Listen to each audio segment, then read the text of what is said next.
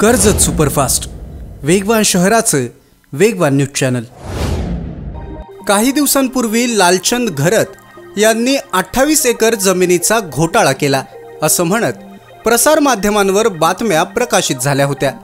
लालचंद घरत यांनी जमीन प्रकरणात फसवणूक केली असं म्हणत कर्जत पोलीस ठाण्यात तक्रार सुद्धा दाखल करण्यात आली होती। लालचंद घरत लोकांची फसवणूक करून आलिशान आयुष्य जगतात असे आरोप सुद्धा त्यांच्यावर केले गेले होते। हे सगळे आरोप फेटाळत आम्ही जमीन खरेदी केली असून जाणून बुजून विरोधक आम्हाला त्रास देण्याच्या हेतूने खोट्या तक्रारी दाखल करत असल्याचा खुलासा लालचंद घरत यांनी केलेला आहे। दरम्यान मुद्दामून आमदार महेंद्र थोरवे यांचं नाव या प्रकरणामध्ये जोडून मी महेंद्र थोरवे यांचा कार्यकर्ता आहे असं सांगून या प्रकरणाला चुकीचं राजकीय वळण देण्याचा प्रयत्न विरोधक करत असल्याची प्रतिक्रिया लालचंद घरत यांनी दिलेली आहे। अनेकदा हे प्रकरण जबाबदार अधिकाऱ्यांसमोर मांडलं गेलं असून तक्रार करणारी व्यक्ती कोण आहे हेच आजवर समोर आलं नाही अशी स्पष्टता लालचंद घरत यांनी दिलेली आहे। त्यामुळे खोट्या तक्रारी दाखल करून लालचंद घरत यांना बदनाम करण्याचा कोणाचा डाव आहे का?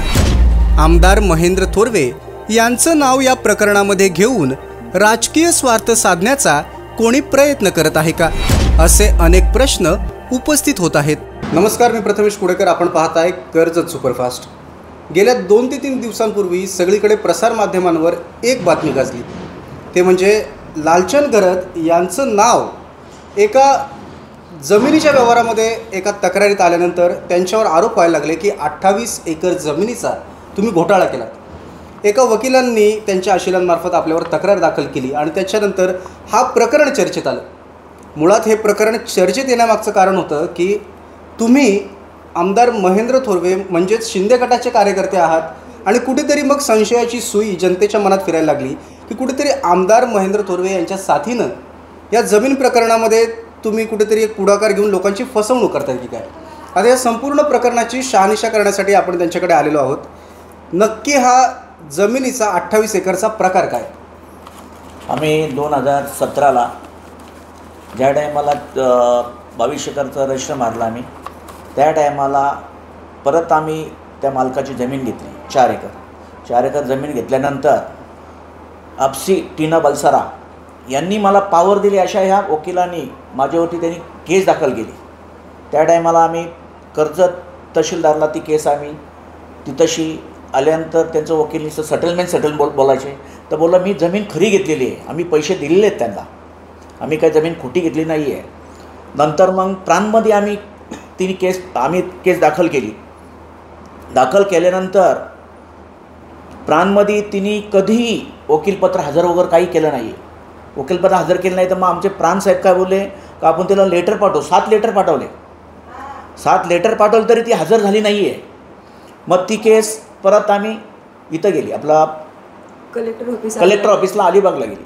अलिबागला गेल्यानंतर तिथून मग उचलले आम्ही डायरेक्ट फोडला गेल्यानंतर हा आदेश कोकण विभाग मुंबई यांचा न्यायालय यांचा ह्यो आदेश आहे बघा, ह्यो आदेश टीना आपसी बलसारा, झाल आपसी बलसारा, हेमी आपसी बलसारा यांना कळवण्यासाठी हा आदेश दिलेला आहे। जो संपूर्ण आदेश दिलेला आहे माझ्या बाजूने। जर मी खोटी जमीन घेतली, मी त्यांना पैसे दिलेले आहेत, पण वारंवार माझ्यावरती नेहमी अर्ज दाखल करतात। कधी कधी आम्हाला पोलीस स्टेशनला बोलून होतं का तुझा अर्ज आहे, तर मग पोलिसांकडे आम्ही जातो, साहेब आम्ही जमीन घेतलेली आहे, ज्यांनी अर्ज दाखवलेला आहे तो अर्ज त्याला हजर करा, पण कधीही तो माणूस कधी हजर नाही आणि ते काम तिथं स्टॉप व्हायचं दरवर्षी।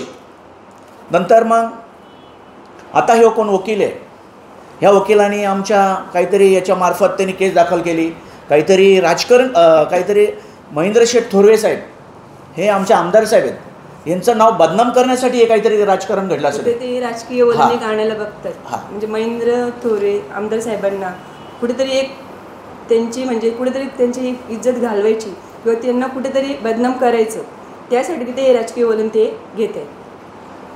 पण याच्यासाठी कसं माहिती साहेब, आमचं नेहमी हे अन्याय आमच्यावरती हा जे काय खरोखर तू समोर हजर आहे त्याला आम्ही तोंड द्यायला तयार आहे. पण आमच्या साहेबांची बदनामी नाही करायला पाहिजे, महेंद्र साहेबांची आमची बदनामी नाही करायला पाहिजे. कारण का मी महेंद्र शेठचा कार्यकर्ता आहे, पण महेंद्र शेठची साहेबांची तर बदनामी करायलाच नाही पाहिजे याच्यामध्ये.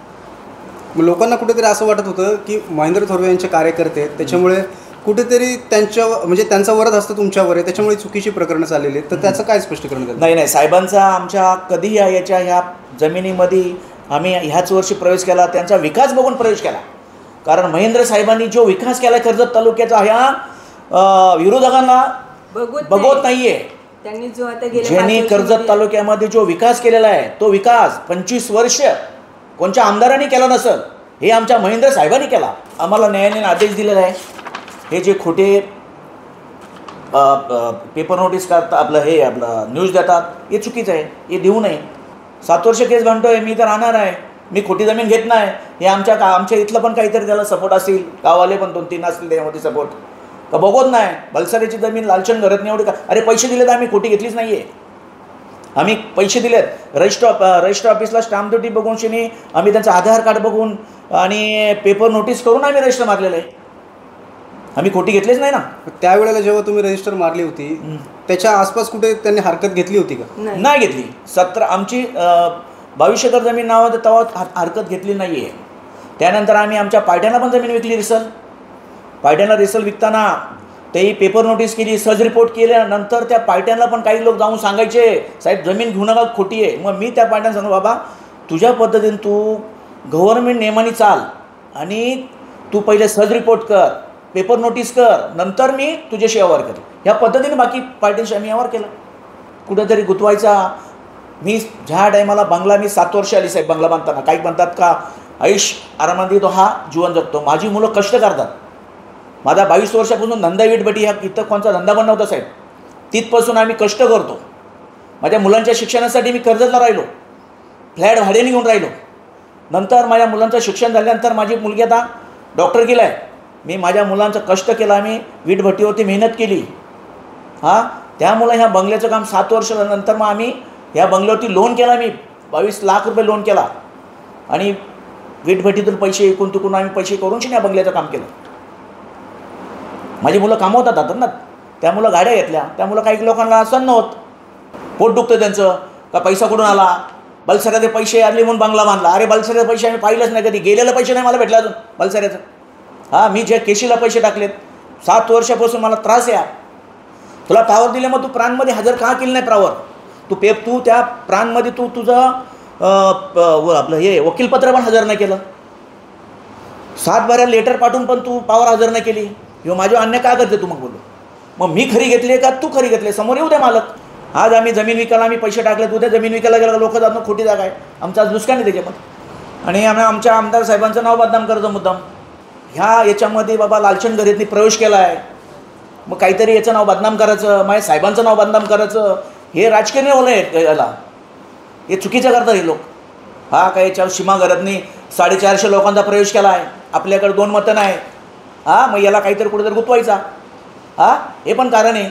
अरे आम्ही 450 लोकांचा प्रवेश केला, आम्ही कोणत्या घरी पण नाही केलो. आमचं समाजसेवा आहे आमची. आम्ही समाजसेवा करतो. आम्ही फोनवरती कॉन्टॅक्ट करून आमच्या गाड्या भरल्या जातात. अरे तुम्ही गावागावात जाऊन शिनी सांगा ए चल बाहेर निघ, असं आम्ही नाही करत. कारण आमची समाजसेवाच चांगली आहे माझ्या मिशनची. आम्ही फोनवरती गाड्या भरून जातो. गाडी घेतली काही तर आमदार साहेबांना म्हणतात का तुम्ही पैसे दिले का? इकडे गोंगाड इलेक्शनचे पैसे आले. तुम्ही काय सांगाल आता सगळं स्पष्टीकरण की खरंच आमदार साहेबांनी तुम्हाला पैसे दिले? आमदार साहेबच सांगतील आम्हाला किती पैसे दिले ते. ते आमदार साहेब आहेत ना, ते कधी बिचारे आम्ही त्यांच्याकडे कधी चारांची कोण अपेक्षा केली नाही. त्यांच्या विकासाच्या याच्यावर आम्ही त्यांच्याकडे प्रवेश केला. आणि चांगले कार्यसम्राट अमरावती म्हणजे चांगलेच आमदार आहेत. आपल्याला पुढच्या 5 वर्षात पण पाहिजे आपल्याला. आणि पुढच्या 5 वर्षात ते ठरलेच आहे. 100% येणार ते पुढच्या 5 वर्षात पण. तालुक्यातल्या घडामोडींचे अपडेट सर्वात आधी मिळवा. कर्जत सुपरफास्ट चॅनलला सबस्क्राईब करायला विसरू नका.